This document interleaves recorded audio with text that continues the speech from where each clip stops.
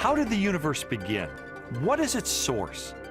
Few questions have generated as much controversy through the centuries or inspired as many impassioned opinions. At the Mount Wilson Observatory overlooking Los Angeles, astronomer Edwin Hubble studied light from distant galaxies. Hubble determined that galaxies beyond our Milky Way were moving away from us at a speed proportional to their distance from the Earth. The more distant the galaxy, the faster it is receding. Hubble's landmark discovery led most astronomers and physicists, including Albert Einstein, to a similar conclusion. If the universe is continually expanding, then at earlier points in its history, it must have been smaller and denser.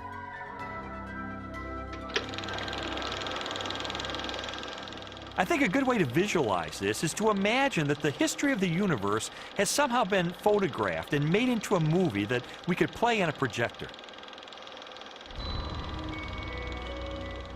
As the projector runs forward, we watch the universe as it continually expands. But if the projector were to be stopped and were switched into reverse to make the movie run backward, then instead of watching the galaxies move farther and farther apart from each other, we'd see them draw closer and closer together. As you trace this expansion back in time, the universe grows denser and denser and denser until finally the entire known universe is contracted down to a state of infinite density, which marked the beginning of the universe. At this point, which cosmologists call the singularity, all matter and energy, physical space and time themselves came into being. This literally represents the origin of the universe from nothing. So the startling implication of Hubble's discovery was the temporal finitude of the universe, that the universe had an absolute beginning at some point in the finite past. During the second half of the 20th century, other discoveries also pointed to a universe with a beginning. These images of the cosmic microwave background radiation document what most scientists now believe is the remnant heat generated during the universe's early history. Background radiation is found throughout the cosmos and indicates its expansion from a sudden, perhaps violent moment in time. This evidence for a finite universe has reaffirmed the conclusion of an ancient philosophical deduction. It is called the Kalam cosmological argument. The Kalam argument is deceptively simple in its formulation. It consists of basically three steps.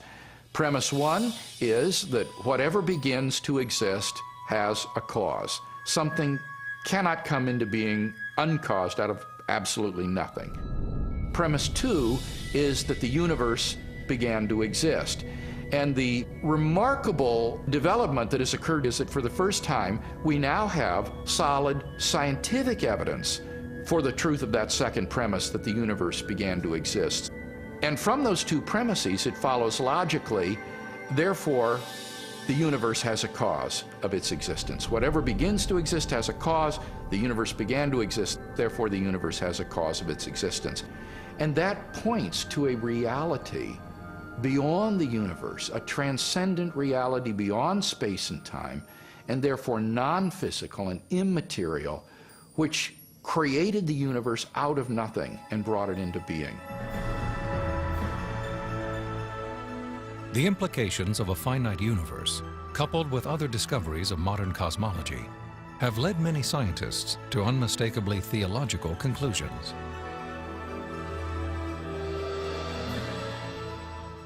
There is no ground for supposing that matter and energy existed before and were suddenly galvanized into action.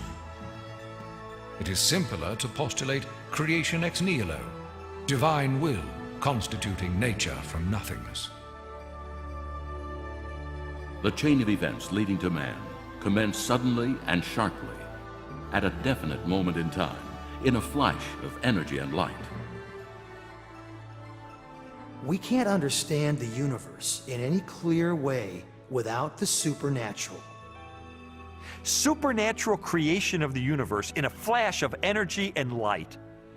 You know, it sounds an awful lot like the first chapter of Genesis to me.